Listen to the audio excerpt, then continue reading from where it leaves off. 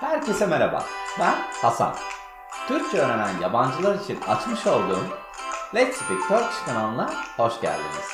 Bu kanalda 2 haftada bir sizler için seçmiş olduğum farklı konularla alakalı podcastler hazırlıyorum. Türk kültüründen Türkiye'de yetişmiş ünlü kişilere, Türkiye'de bulunan önemli tarihi yerlerden Türk diliyle alakalı konulara. Ayrıca kişisel gelişim konularından ilginizi çekebilecek teknolojik konulara kadar farklı konularda sizlere bölümler hazırlıyorum. Amacım Türkçe olarak dinlediğiniz bir konuda anlama kapasitenizi arttırmak ve kelime dağarcığınızı zenginleştirmek.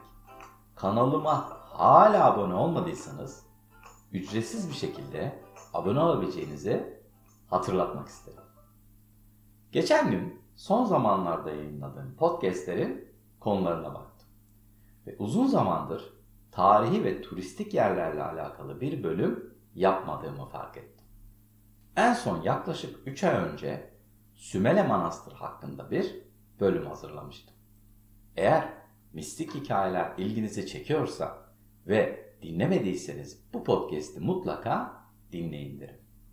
Bugün de sizlere Birecik Barajı'nın yapılması sonrası sular altında kalan batık şehir Halfeti hakkında bir bölüm hazırladım. İlk önce biraz tarihçesinden bahsetmek istiyorum. Devamında Halfeti hakkında bilinen mistik hikayelerden bahsedeceğim.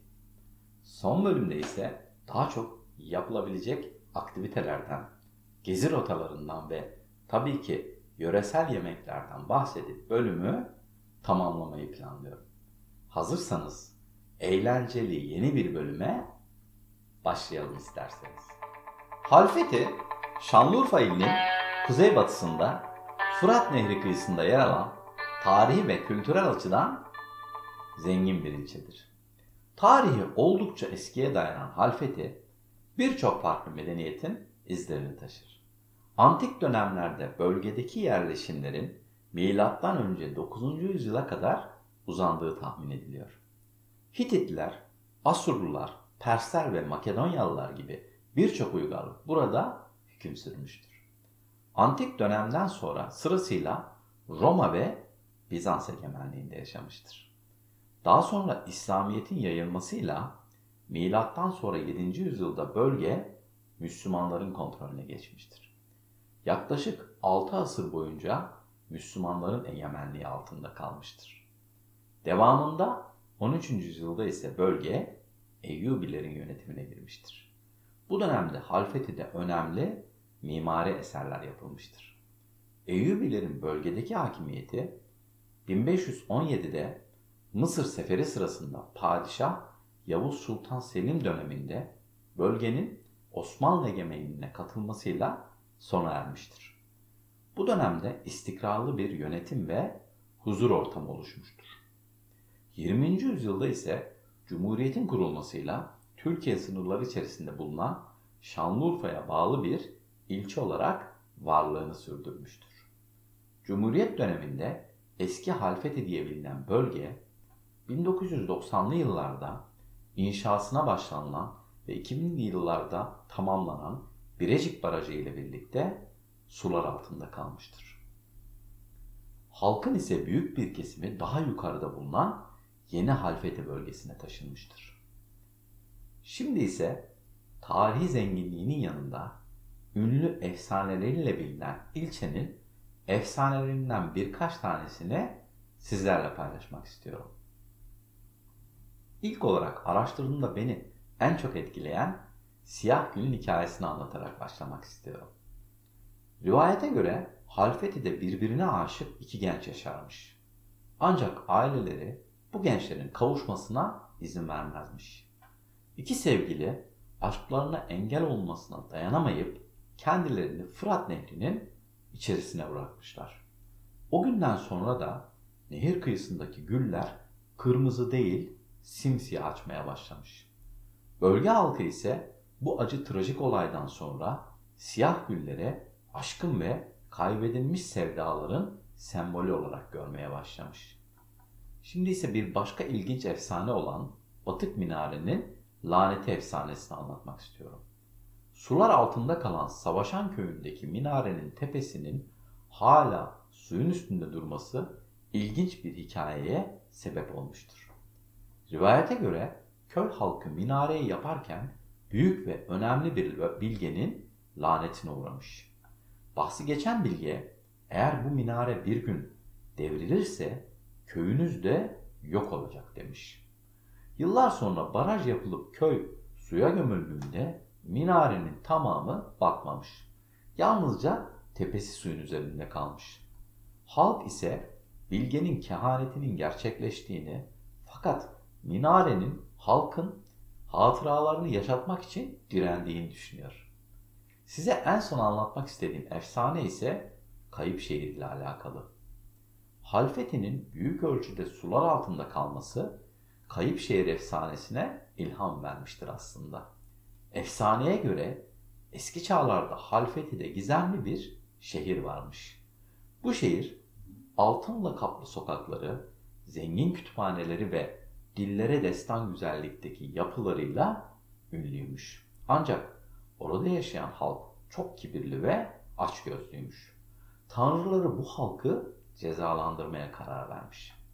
Bir gece büyük bir fırtına kopmuş ve şehir sulara gömülerek sonsuza dek kaybolmuş.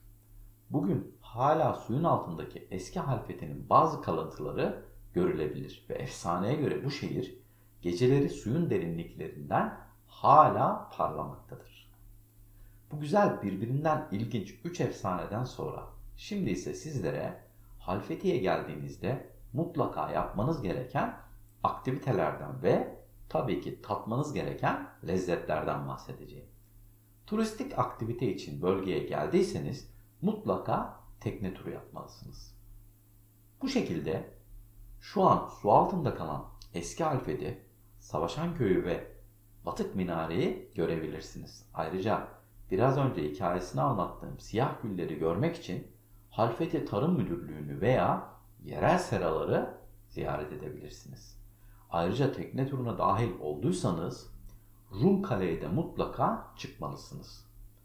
Eğer fotoğraf tutkunuz da var ise eski taş evleri, dar sokakları ve tarihi dokusu sizlere bol bol fotoğraf çekme imkanı sunar. Ayrıca ilçenin iki yakasını birbirine bağlayan Halfeti Asma Köprüsü'nü de mutlaka ziyaret etmelisiniz. Köprüden yürüyerek geçerken Fırat Nehri'nin büyüleyici manzarasını seyredebilirsiniz. Özellikle gün batımında burada izlenen manzara eşsiz bir doğa şölenine dönüşür. Şimdi ise Halfeti'de tadılması gereken lezzetlerden bahsedeyim kısaca. Fırat Nehri'nde yetişen ve özellikle ızgara ya da tava şeklinde hazırlanan şabut balığını mutlaka denemelisiniz. Ben açıkçası bu konuda araştırma yapmadan önce bu balık hakkında herhangi bir bilgim yoktu maalesef. Ama eğer bölgeye gidersem kesinlikle deneyeceğim bir lezzet olacaktır. Ayrıca özellikle Şanlıurfa ve Gaziantep mutfağında çok sevilen ve kış aylarında çok tercih edilen soğan kebabını da mutlaka denemelisiniz. Son olarak az önce hikayesini anlattım. Siyah gülün reçeli de çok meşhur. Hem kokusuyla hem de kendine özgü aromasıyla farklı ve özel bir lezzet. Ve böylece Fırat'ın kıyısında tarihin ve doğanın iç içe geçtiği büyüleyici Halfeti ile dair yolculuğumuzun sonuna geldik. Siyah güllerin efsaneleriyle, Batıkşehir Savaşan Köy'ün gizemiyle, eşsiz lezzetleri ve mistik atmosferiyle Halfeti bize geçmişin izlerini bugüne taşıyan bir masal diyarı sundu. Unutmayın, burası sadece bir coğrafya değil, yaşayan bir mirastır aslında. İşte şimdi bölüm hakkındaki kendi görüşleriniz için sizleri yorumlar kısmında bekliyorum. Ayrıca eğer kanalıma abone olursanız toplam 90 civarı birbirinden farklı konuda yapmış olduğum podcastleri dinleyebilirsiniz. Ayrıca bölümün sonunda transkripte ve önemli kelimelerin açıklamasına da ulaşabilirsiniz. Podcastlerin hemen hemen hepsinde Türkçe altyazı bulunduğunu da hatırlatmak isterim. Ayrıca Türkçe hariç toplam 14 dilde altyazıya ulaşabilirsiniz.